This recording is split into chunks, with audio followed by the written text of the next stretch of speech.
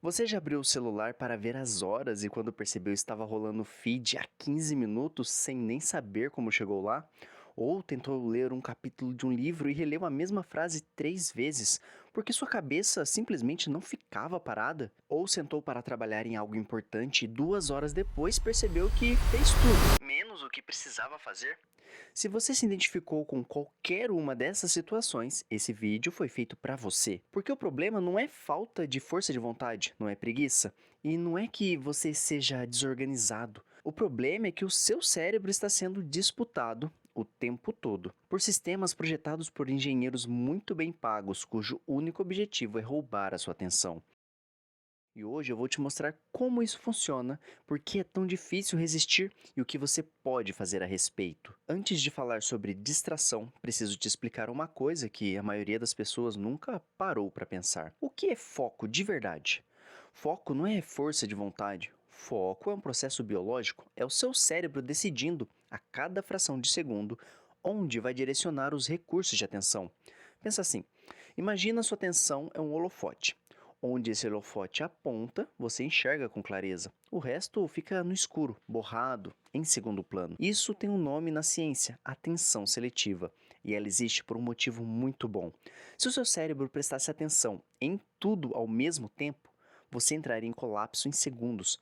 O barulho do ventilador, a roupa no seu corpo, a respiração, a luz da janela. Tudo isso está acontecendo agora, mas seu cérebro está filtrando. O problema é que esse filtro foi desenvolvido há milhares de anos, numa época em que os estímulos eram poucos e lentos. Um galho quebrando na floresta, o vento mudando de direção, sinais que podiam significar perigo. Hoje, esse mesmo sistema está tentando lidar com centenas de notificações, abas abertas, mensagens, vídeos de 15 segundos e e-mails que chegam sem parar. Não é que você seja fraco, é que o seu cérebro não foi feito para isso. E tem mais um detalhe importante: foco profundo, aquele estado em que você está completamente dentro de uma tarefa e o tempo passa voando e você produz seu melhor trabalho. Esse estado tem um nome.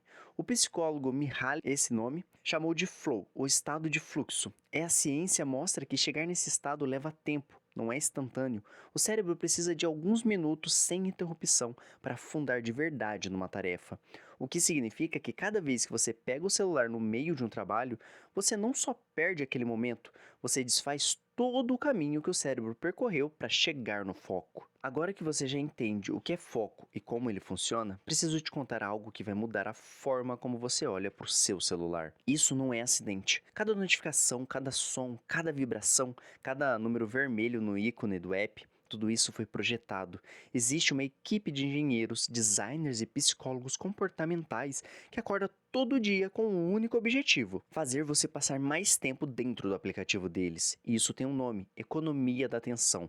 A lógica é simples. A moeda mais valiosa do século XXI não é dinheiro, é atenção humana. E quem consegue capturar mais atenção, vende mais anúncio, gera mais receita.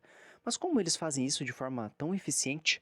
A resposta está no cérebro, mais especificamente num neurotransmissor chamado dopamina. A dopamina é frequentemente chamada de hormônio do prazer, mas isso é uma simplificação. Ela não é sobre prazer, ela é sobre antecipação, sobre busca, é o que te faz querer continuar procurando. E os apps descobriram exatamente como ativar esse sistema. Deixa eu te dar um exemplo. Quando você rola o feed, você não sabe o que vai aparecer na próxima postagem. Pode ser algo chato, pode ser algo incrível. Essa incerteza, esse será que tem algo bom aqui, é exatamente o que dispara a dopamina. E isso tem um nome técnico: recompensa variável.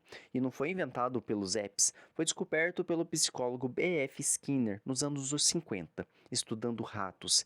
Ele percebeu que quando a recompensa era imprevisível, às vezes sim, às vezes não, o comportamento de busca se torna compulsivo. É a mesma mecânica de uma máquina caça-níquel. Você nunca sabe quando vai ganhar, então continua puxando a alavanca, continua rolando o feed. Tristan Harris, ex-designer do Google, usou exatamente essa comparação. O celular é uma máquina caça-níquel que cabe no seu bolso, e você puxa a alavanca dezenas de vezes por dia sem perceber. E tem um dado que precisa ficar gravado na sua cabeça. Uma pesquisa da Universidade da Califórnia em Irvine, conduzida pela professora Gloria Mark, mostrou que após uma interrupção digital, o cérebro leva em média 23 minutos para retornar ao nível de foco que tinha antes. 23 minutos para uma interrupção de 30 segundos. Agora pensa. Quantas vezes por dia você interrompe o que está fazendo para pegar o celular? Multiplica isso por 23 minutos e você vai entender porque o dia acaba e parece que você não fez nada. E tem mais. Uma pesquisa da Universidade do Texas de 2017, feita pelos pesquisadores Adrian Ward e equipe, mostrou algo perturbador.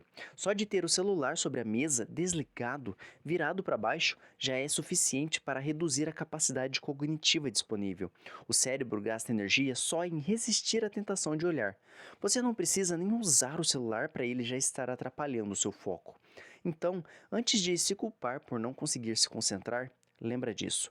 Você está lutando contra bilhões de dólares em engenharia comportamental. Não é falta de disciplina. É uma batalha desigual. A boa notícia é que dá para vencer essa batalha. E vamos falar sobre isso mais para frente.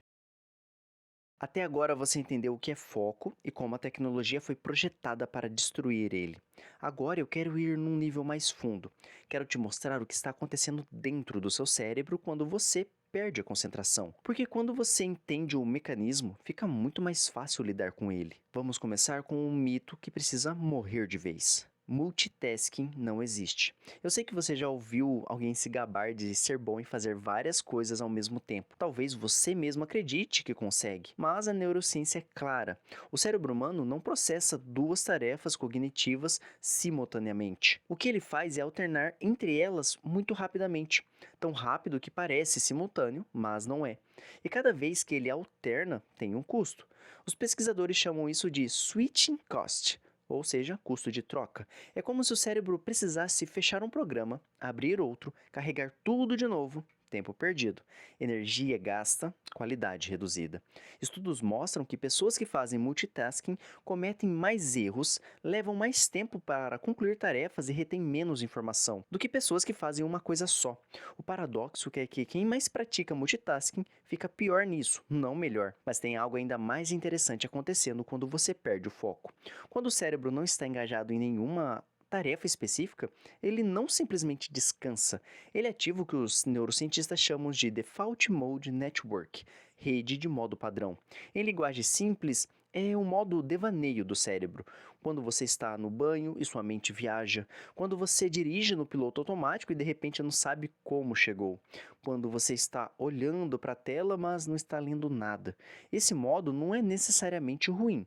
Ele é essencial para a criatividade, para processar emoções, para consolidar memórias.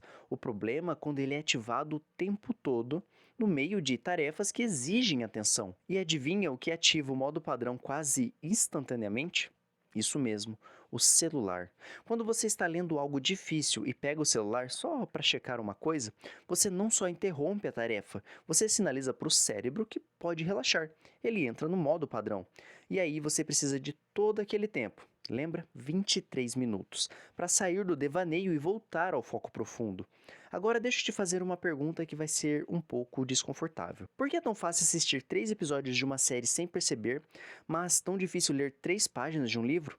Não é porque você é preguiçoso, é porque a série foi projetada para não te deixar sair. Cada episódio termina num cliffhanger.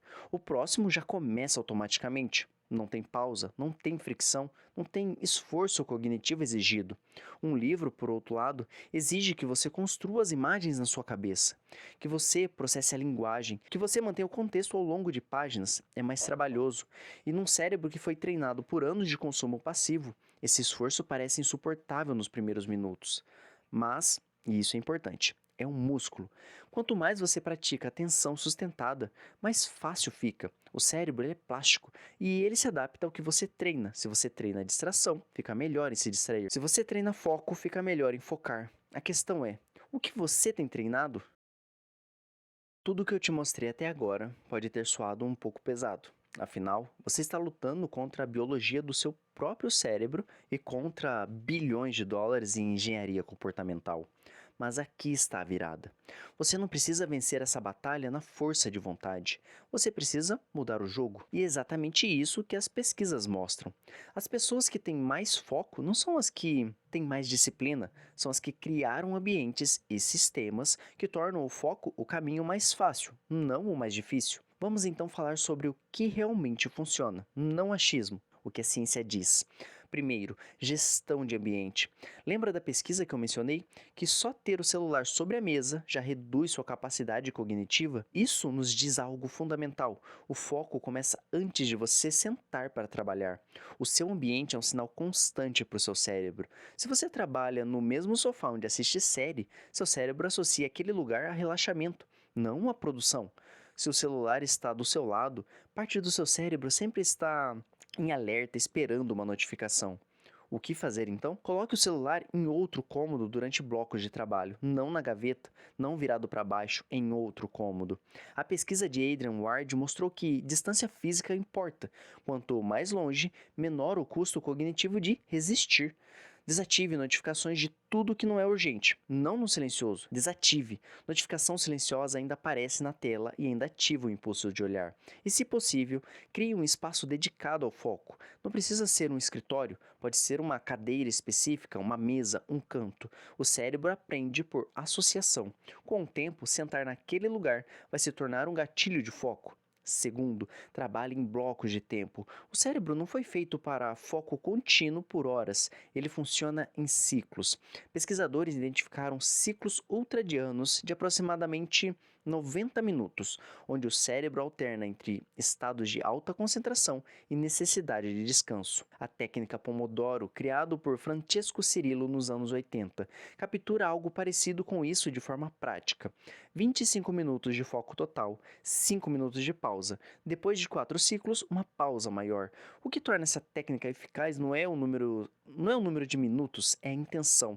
Você sabe exatamente quando começa, quando termina e quando vai descansar.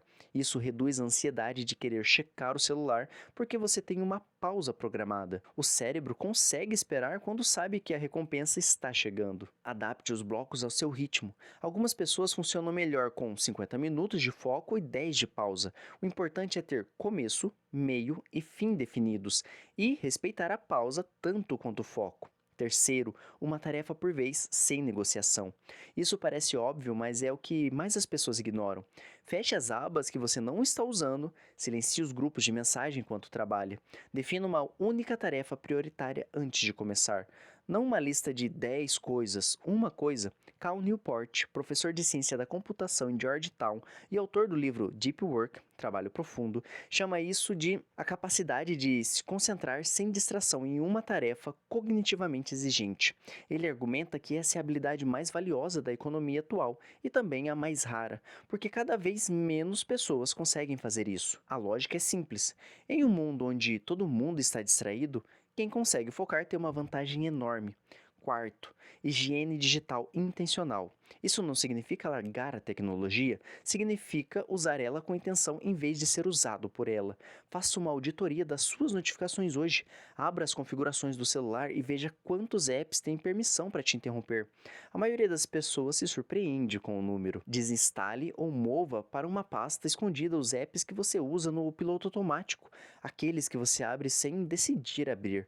Se para acessar o app você precisa de um passo a mais, muitas vezes o impulso passa antes de você chegar lá. Defina janelas de tempo para checar mensagens e redes sociais. Por exemplo, uma vez de manhã, uma vez ao meio-dia, uma vez à noite. Fora dessas janelas, você não checa. Parece radical, mas o mundo não vai acabar se você demorar 2 horas para responder uma mensagem. E por último, e talvez o mais importante, proteja as primeiras horas da manhã. As pesquisas mostram que o córtex pré-frontal, a região do cérebro responsável pelo foco e tomada de decisão, está no seu pico logo após acordar. Se a primeira coisa que você faz é mergulhar no celular, você desperdiça essa janela de ouro em consumo passivo. Reserve esse tempo para trabalho profundo, para leitura, para qualquer coisa que exija o melhor do seu cérebro. Resumindo, Foco não é sobre ter mais força de vontade, é sobre construir um ambiente e uma rotina onde o foco se torna o caminho natural, não o excepcional. Chegamos ao final e antes de você fechar esse vídeo, quero fazer uma recapitulação rápida de tudo que você aprendeu hoje. Porque a ciência mostra que revisar o conteúdo logo após consumir aumenta significativamente a retenção. Então fica mais 2 minutos comigo. Primeiro, foco é um processo biológico, não força de vontade. Seu cérebro tem um holofote de atenção e ele foi construído num mundo muito mais simples do que o de hoje. Segundo, a tecnologia não é neutra. Apps e redes sociais foram projetados com técnicas de psicologia comportamental para capturar e manter sua atenção. Recompensa variável, dopamina, notificações. Tudo isso é engenharia, não coincidência. Terceiro, multitasking é um mito. Cada vez que você alterna entre tarefas, paga um custo cognitivo. E após uma interrupção, seu cérebro pode levar até 23 minutos para retomar o foco profundo. Quarto, foco é um músculo. E como todo músculo, ele responde ao treino. Gestão do ambiente, blocos de tempo, monofoco, higiene digital não são hacks de produtividade. São formas de criar condições para que o seu cérebro faça o que ele já sabe fazer. Agora, uma coisa importante antes de você ir. Não tenta aplicar tudo de uma única vez, e isso é armadilha. Você vai tentar mudar tudo no mesmo dia. Vai durar 3 dias, vai desistir achando que o problema é você. Escolhe uma coisa, só uma. Pode ser colocar o celular em outro cômodo enquanto trabalha. Pode ser desativar as notificações de um app. Pode ser experimentar um bloco de 25 minutos de foco hoje. Uma coisa consistente, por 2 semanas. Depois você adiciona outra. Mudança real não acontece em explosão, acontece em camadas. E para terminar, eu quero te fazer uma pergunta. E dessa vez eu realmente quero sua resposta nos comentários. Qual é a sua maior distração do dia a dia? Aquela coisa que você sabe que rouba o seu foco, mas ainda não conseguiu resolver? Me conte aqui embaixo. E se esse vídeo fez sentido para você, compartilha com alguém que precisa ouvir isso.